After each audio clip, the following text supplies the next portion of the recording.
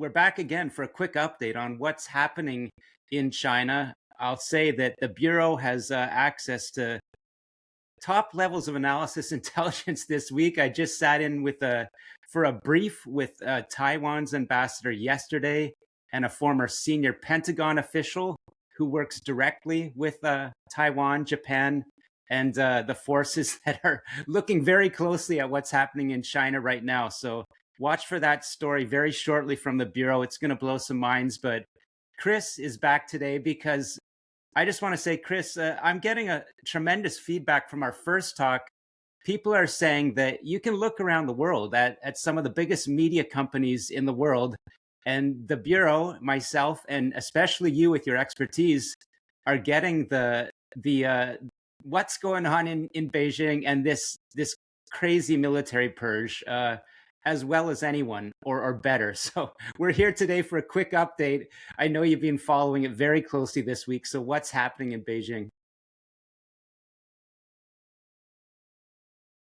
Okay, so I also want to do a quick reset for any listeners who are joining you, the Bureau, maybe for the first time, and they're picking up on this, is that, the whole story, centered around a General Zhang Youxia who may have been planning a coup against Xi Jinping, and they were at a elite CCP official hotel outside Beijing, western part of Beijing, I believe, and maybe the details of the coup were leaked, and she quickly moved to make it a reverse coup, and supposedly Zhang Youxia and his longtime confidant and ally, another general, Liu, were supposedly arrested. And there's a lot of stories out there about they were rescued, or they're free, or maybe they were injured and their families were apprehended. It's very foggy right now,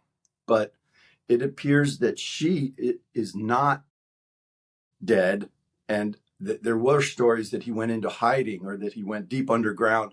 But then the Finnish prime minister visited, and he came out for that. And now the British prime minister, Keir Starmer, is in Beijing. So she is forced into the public spotlight, and he has appeared. Zhang Youxia, unfortunately, hasn't, and everybody's wondering. But the interesting development, Sam, is that usually after a takedown like this, after somebody is apprehended and charges are formally announced, so the Chinese government announced charges against Zhang Youxia, there has been complete silence. And there's certainly in the military, no one has jumped on the bandwagon to decry Zhang Youxia or to call him out, or to express support for this action. It's radio silence in a very big way, and it stretches across the country. So that's an interesting development, and that's kind of just to give it a quick summary. That was what happened, and I don't know if you have something to chime in here, but I sort of wanted to fill in some details about Zhang Youxia, because when I hear all the Western reports and the Western media, they're normalizing this, but I kind of want to fill in some blanks about who is this guy, Zhang Youxia. But I'm not sure where you sit with that. That sounds perfect. Before you jump into his backstory, I think that'll give the perfect context to how to understand why this is happening. But what I heard from a senior, former Pentagon official with deep ongoing knowledge of what's going on in Taiwan and China. I mentioned the Wall Street Journal narrative and story that, it's alleged that General John was leaking nuclear secrets.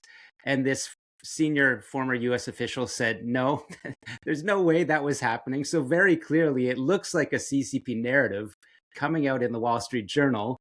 And more to the point, a big question people are asking is, how does, this takedown and the disarray in the PLA at the senior levels impact what we all fear, that she could be, preparing to attack in 2027? So before you dive into those deep details, I guess what I would ask you and tell, the listeners and viewers is the US military saw General John as a voice of reason in the PLA. And people should know that, senior military people and government people, even if Xi Jinping is the enemy of the Western world, there are lines of communication. And General Jean was seen as a reasonable person and the type of person that was already making the arguments as well as he could to Emperor Xi that the PLA was not going to be ready in 2027 to attack Taiwan, which Xi is beating the war drum saying they need to be ready. So I would frame it that way. That's what I'm hearing. We already, I think, pretty much conveyed that view in our first discussion. And I'm just getting further and deeper corroboration that that's one of the key conflicts between this person and the counter coup person, President General Secretary Xi. Right. And so Zhang Youxia, first of all, his father was a Long March veteran. So he's Red Royalty. I like to call them Red Royalty. They have very special status in China and in modern Chinese communist history. And they were very closely allied. The family, the fathers were very tight. So Xi Jinping's father, Xi Zhongchun, was close with Zhang's father. But Zhang was a career military guy. And, he's the only Red Princeling. So you have Red Royalty, and then the next level, their offspring are the Red Princelings. And the Red Princelings are, again, very revered in China. And so as a Red Princeling, he's the only one decorated for active duty service. And he's got hero status. And he fought in the Vietnam War, 1979, and he did it with distinction. And then his whole career has just been, one of valor and patriotism and yeah. So the funny thing about this Wall Street Journal story, Sam, as we discussed, that story could not be sold to the media in China. They would laugh that off. And yet American media just gobbled it up. And it's just kind of unfortunate that we're so gullible about stuff that, that happens. But no one would even suspect Zhang Youxia of being a spy. And as we said, this spy narrative is rehashed. The Xi camp uses that for anyone who disappears without reason. Then, he's a spy, So Qin Zhang was a foreign minister who suffered that story as well. So Zhang Youxia is beyond reproach. And then in his career in the military, the rank and file love this guy. He won hearts and minds because he was a real military guy through and through, and he is to this day. And then there's no hint, I heard somebody talk about the corruption in the Shandong region, and he did command the Shandong region, the military in the Shandong region. But there's really no major league examples of graft with Zhang Youxia. I mean, from where I sit, he seems to be patriotic, not power hungry, and not money hungry. So that's the profile that you have of Zhang Youxia. And when you juxtapose that with so Zhang Youxia has been active against Xi Jinping for the last 2 years. And I just want to say that was really initiated by another general named Liu Yan. And to me, this whole story hinges on Liu Yan, because Liu Yan is a general, and he is also a very prominent Red Princeling. His father was Liu Shaoqi. Liu Yan was the first Red Princeling to publicly criticize Xi Jinping. And he did it in November 2024 with a long article that it didn't name Xi, but everyone knew what Liu Yan was talking about. He was calling out this whole model of tyranny and rule by one. And he was saying how that is not even in the Chinese communist system. That is not the way to operate. And then the failed economic policies and everything. And Zhang Youxia sort of followed in Liu Yan's footsteps. And Liu Yan is noticeably absent right now from the discussion in China. And I believe everything hinges on Liu Yan. The Chinese people know about his father. His father was revered. His father was not a corrupt person. He ran the economy in the early 60s extremely well, along with Deng Xiaoping. And then he was purged and tortured to death by Mao Zedong. So everyone knows that history. And Liu Yan is the guy who needs to step up right now. But he's very quiet. I'm not really sure why. But that's kind of a picture of Zhang Youxia. So when I hear a lot of Western media types and even China experts kind of talking about, oh, this is a measure against a corrupt official, and it is not that. It is not about he was corrupt, or it's basically she is fearful that Zhang Youxia is too much of a challenge to his rule. Like she had to do this, otherwise he felt like I he would was going to underline lose that power. I heard in a brief yesterday from a senior U.S. former Pentagon official who had publicly, is very well known in the Taiwanese media as an expert, and had publicly said that the person we're talking about, General Shan, had appeared to make a move within the past year to counter Xi Jinping's urge that the PLA be ready by 2027. And the deeper context there is, China and the PLA are building at such rapid war preparation speed. In some ways, they've even outpaced the U.S. military, especially in naval vessels, etc. They have tremendous, let's just call it steel ready to go to battle, but they have never demonstrated a capacity to use it. Some of this stuff is going to fall apart when they try to fire it. And furthermore, another key point, we saw in the Venezuela operation, whatever you think of the motivation, the U.S. military has multi-domain layered warfighting capacities that no other military in the world has. So if China tries to do cyber war, its cognitive war, along with its fifth column in Taiwan and its military power, things are going to fall apart. And people like General Shan were probably very well aware of that. That's what I'm hearing from my U.S. sources, and it seems like you're believing and hearing the same thing. Yes, and it appears that Xi is beating the war drum because he realizes his support in the country has waned to the point that a war would be, a la Vladimir Putin, it would be his way of making sure he's in power for a while. So the other thing is, I kind of like to go back and review things to reset when something like this happens.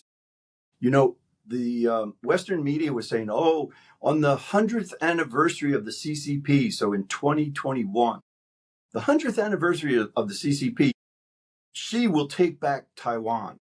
So that's what they were saying leading up to 2021, and then now it's 2027. By 2027, China will take Taiwan, and it's like it's kind of like setting this date out those there, goalposts, but nothing's happened. Isn't the 2027 the 75th anniversary of the PLA or something like that? Or is that it? Yeah, I'm sure there's something. It's something very meaningful. It's just, but it's just funny that these talking points come out and the West just gobbles them up. And we've done this. A lot of my research is just seeing from the 90s on how the West has just taken the CCP's talking points, like the take their press release, and just run with it. li- Nobody's like the saying Lai bullshit. Chan This is Sung, bullshit. This is bullshit. the Lai Vancouver model story, which we connected on, and you said, there's a lot more to it than reported in Canadian court That's or the Western press. So before we dive a little bit back into your insight into Beijing, um, let's talk maybe a few minutes or a little bit more about why do you think Western media is gobbling up that line? Is it simply a lack of sort of the sinologist level expertise that you have, perhaps my skepticism and analytical capacities, or is it editors that want access to China's market? I'm thinking of the the tremendous Mike Forsyth investigation. Mike is now with the New York Times, one of the best reporters in the world on China. He had a deep insight and report at Bloomberg when he was there, based in China, into Xi Jinping and others' family wealth scattered around the world. And Bloomberg, I think they even got their terminals turned off. So that story was not getting run. And that's all about access. Like, that's how I see it.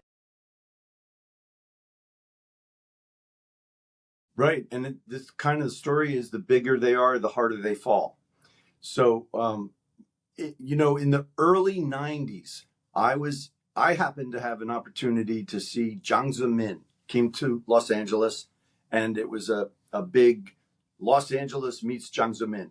And I sat at a table, and the Chinese kind of wrangler at our table was in the foreign ministry. And I sat next to this guy, and he told me very clearly, if I wrote positive articles about China, he would see to it that they got a lot of play and I would make a lot of money. I mean, this was the conversation. I kid you not. And so that was, yeah.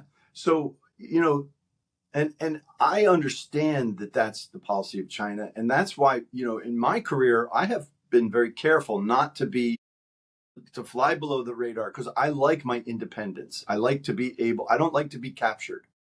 But if you're a great reporter and you join somebody like the Wall Street Journal or the New York Times, who has a large corporate structure, you're joining a captured entity.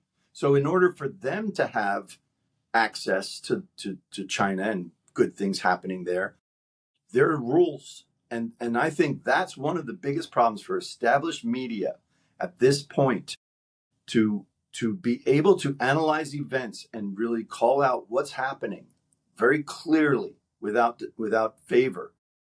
That's a major problem. And I think that's kind of the answer to your question, is you have to go with independent news entities in order to get this kind of analysis, because it's just a fact of life that China has been very careful, and especially under Xi's regime, anyone who talks out against them, they punish. And I'm aware of a really important story that Bloomberg was working on, that the Chinese basically came out and threatened a lawsuit, and Bloomberg dropped it.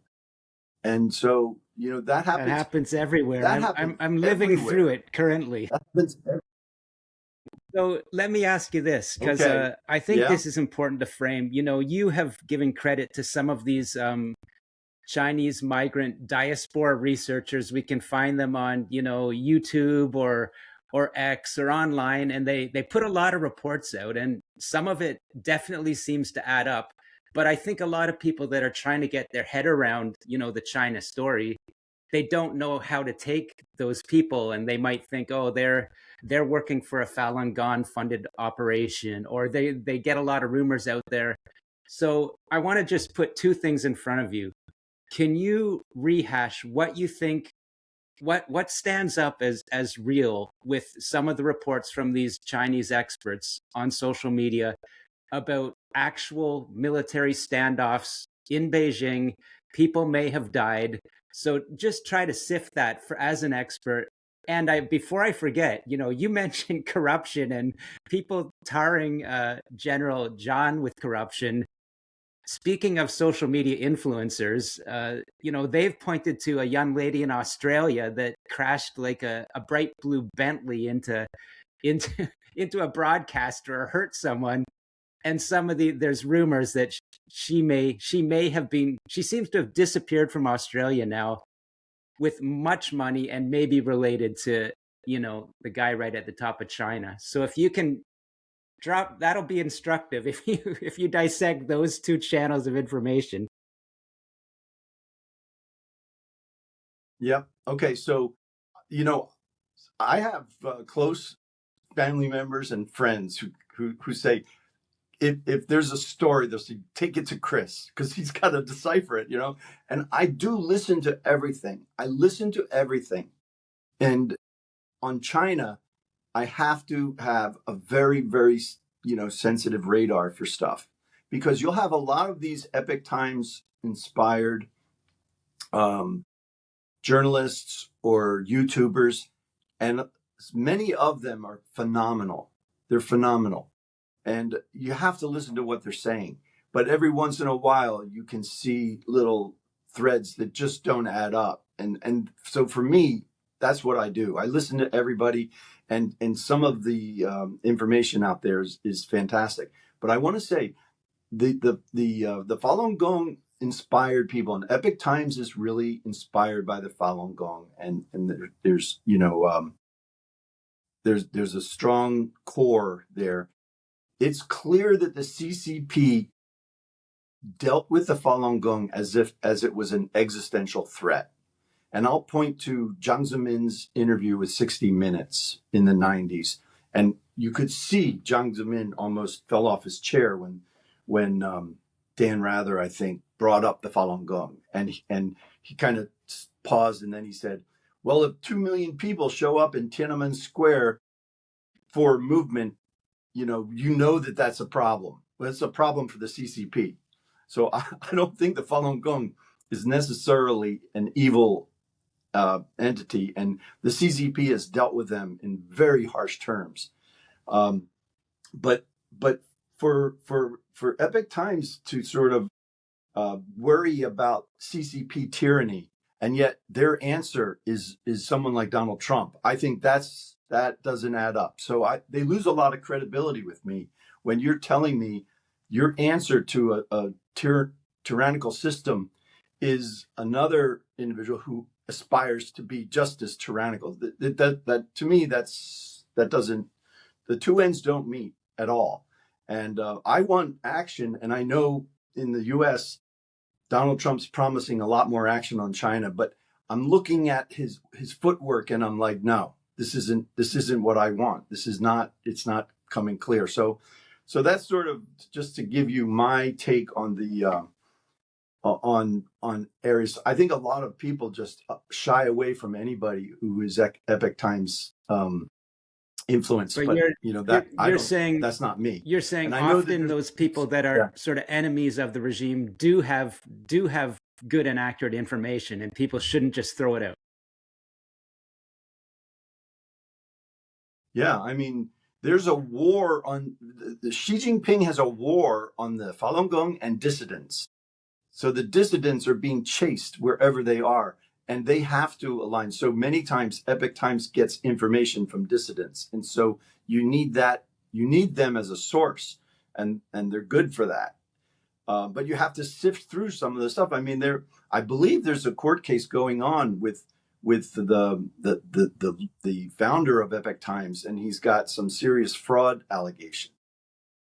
I'm not 100% up on that, but I sort of wonder about, at its core, is the Epic Times, a good source? Sometimes I wonder, but I do absorb it with a very, very. So let's dive again into exactly what has been reported in terms of people may have died in Beijing in terms of this coup or counter coup, and what's the state? How do you sift what really happened? Now that the dust is starting to settle a little bit. Yes, to be honest with you, I can't get a clear picture of exactly what transpired at that hotel. I'm not 100% sure. Supposedly there were 8 to 12 on the security detail for for Zhang Yusha who were killed, and maybe a similar or number of Xi Jinping's men. But the end result was that Zhang Yusha and his colleague were taken into custody, and that their family members were. And so the thing that is very clear is the eerie quiet that has descended on Beijing. And some describe that as the calm before the storm. And then Xi Jinping kind of sent information out to the provinces, telling all the military what to do. And especially in Shandong, where Zhang Yusha has a lot of loyalty, they just went out and started marching publicly, kind of to let Xi know they're not obeying his orders. They didn't do anything. They didn't do anything. There's no violence. Nothing happened. But they all went out and started marching, and that is a remarkable display of how the military, and I think a lot of the public, feels about Xi. And so I just want to go into, like I talked about Zhang Yusha, I want to paint my picture of Xi Jinping based on research, right? And I think it's important for people in the West to know, from age 9 until age 25, Xi Jinping's father was wrongfully imprisoned by Mao Zedong. From Xi's age 9 to 25, this poor guy grew up without a father. And his stepsister was harassed by Red Guards during the Cultural Revolution. And after that harassment, killed herself. And then she had to witness his mother being forced to publicly denounce her husband. And then she, as an adolescent, was sent into the countryside, and basically at one point he lived in a cave and then was working in the countryside. He was so despondent, he escaped and went back to Beijing, and his family had to tell him, without him meeting his mom, no, you have to go back. It's not safe. You have to go back. So this is Xi Jinping. But there was a family friend, Marshal Ye Jianying. I want to go through this as quickly as I can, but this is very important to understand what kind of individual Xi became as a young man and a young official. Ye Jianying he appreciated Xi's father, Xi Zhongsun. And when Xi was imprisoned, Ye Jianying was royally pissed off. And he took it upon himself to kind of mentor Xi Jinping and to make sure that there was a chance for Xi in this life. So Ye Jianying, Marshal Ye, personally made sure that Xi joined the Communist Party, went to college, and he got him his first couple jobs. Basically, Ye and his sons were responsible for Xi's entire career. Got his first job as the secretary for the Minister of Defense. Ye Jianying was a previous Minister of Defense, and he had big face in China. This guy was a hero beyond anybody. He ended the Cultural Revolution. This guy was an absolute walking monument. And he got Xi Jinping his first job in the Ministry of Defense. I don't think that went well. No one talks about it. But he left the Ministry of Defense and he went into Hebei province. Marshal Ye arranged that. And that didn't go well. So then Xi moves to Fujian. And he moves to a province, and his first assignment is within 150 kilometers of Ye Jianying's family home. The Ye camp is right over the border in Meizhou in Guangzhou. So Xi spends from 85 to 2002, Xi is in Fujian, right next to the Ye family. And Ye Jianying's sons basically, I believe, mentored Xi throughout his whole career. And you'll see in my research, I go into detail about this because I think this is the most important part of modern Chinese history. What happened in Guangdong and Fujian in the mid to late 80s, all the way until today. This is What they put together was a major challenge to the West, and it was covert.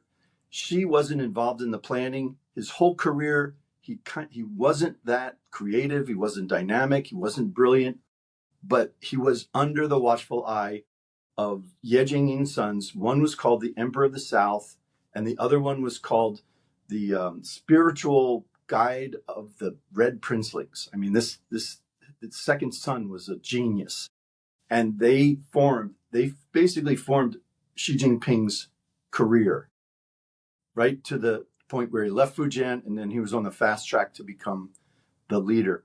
And I believe when he did become general secretary, they were still materially involved in everything she did. There's evidence that they were the two Ye brothers had such faith in the military. They established Xi's military credentials because he had none.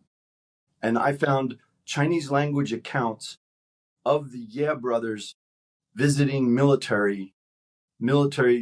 large military, they're addressing large congregations of the military, and they're basically pimping Xi Jinping. And that they were responsible for making sure Xi had faith in the military. Now they're no longer with us. The Ye brothers are gone.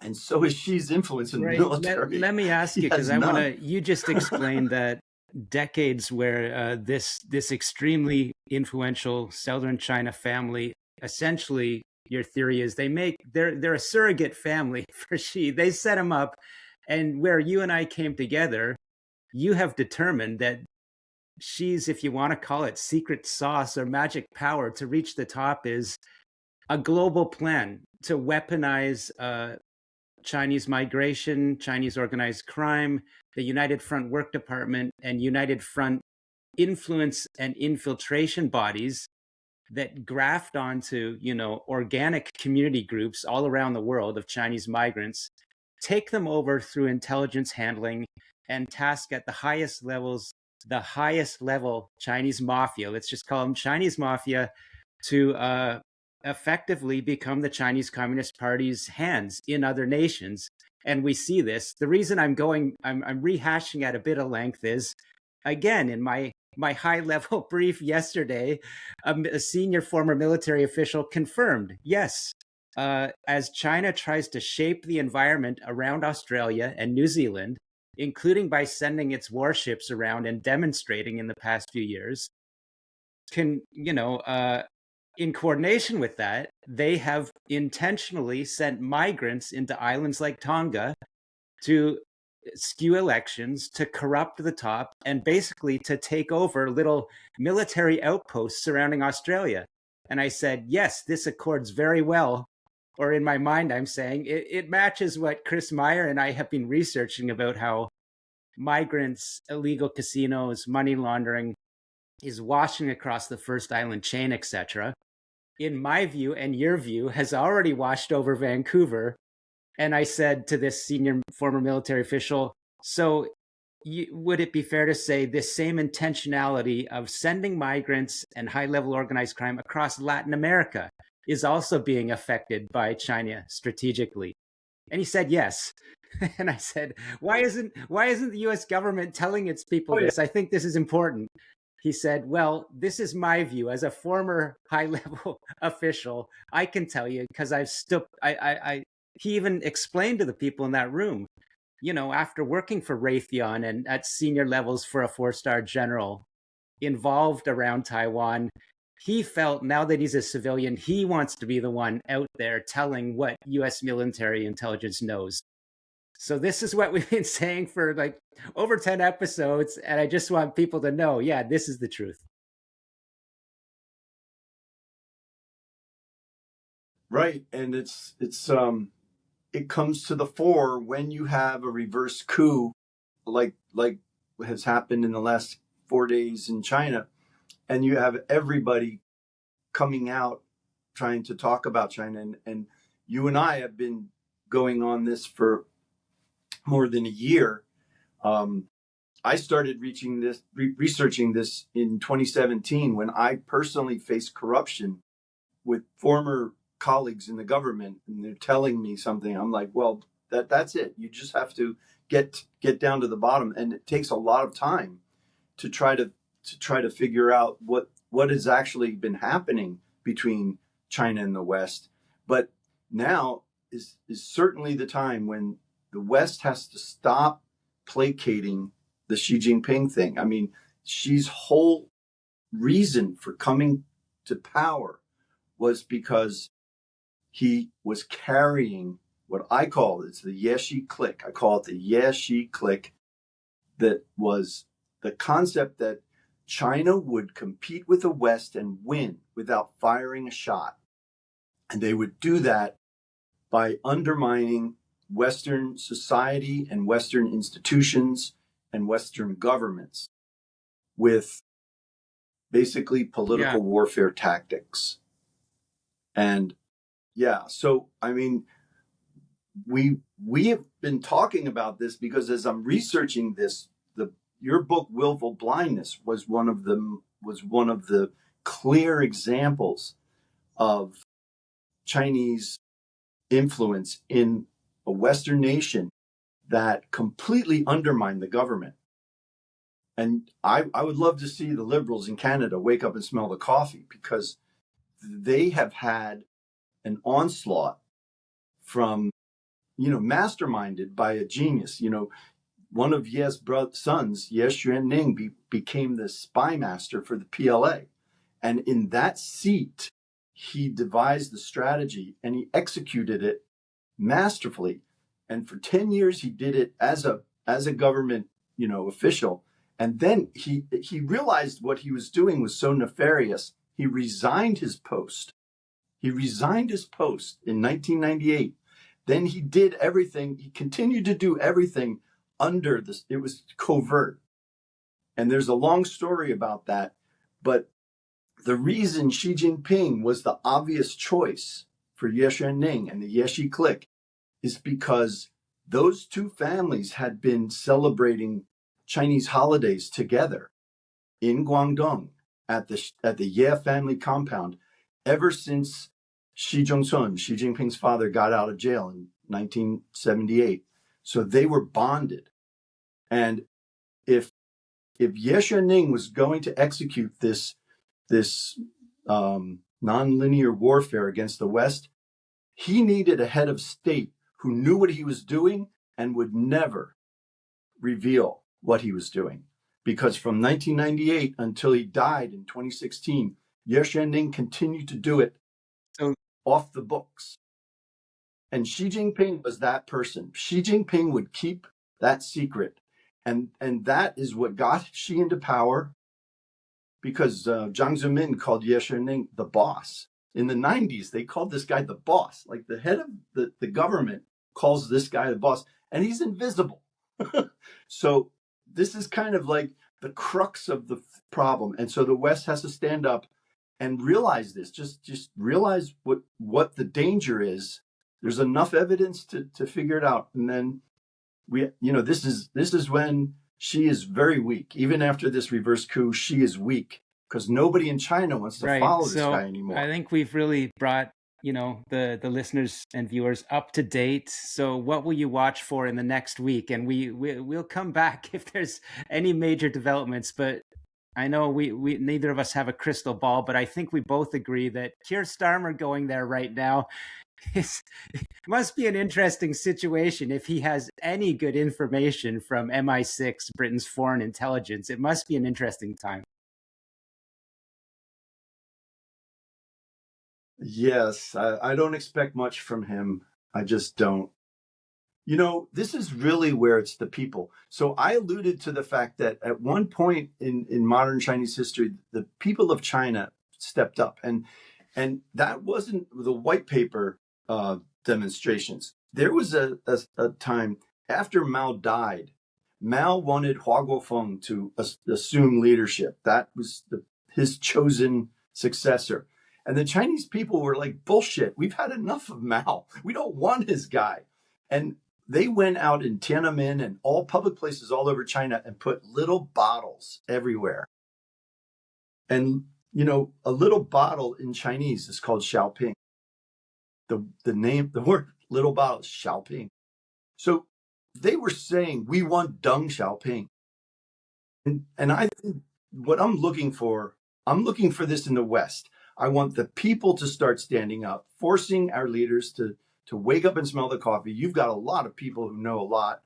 And, we've been training them for the last year. So, and in China, I would love to see the people. They know a lot more. I think Liu Yan needs to be the one. I don't know where he is, but I'm looking for the Chinese people to kind of take matters into their own hands and peacefully. And I referenced the Umbrella Revolution in Manila. To me, that was remarkable. What happened, and it is sorely needed in China, sorely needed. And the West just has to do a little bit more work and understand China. We have to stop getting China so wrong.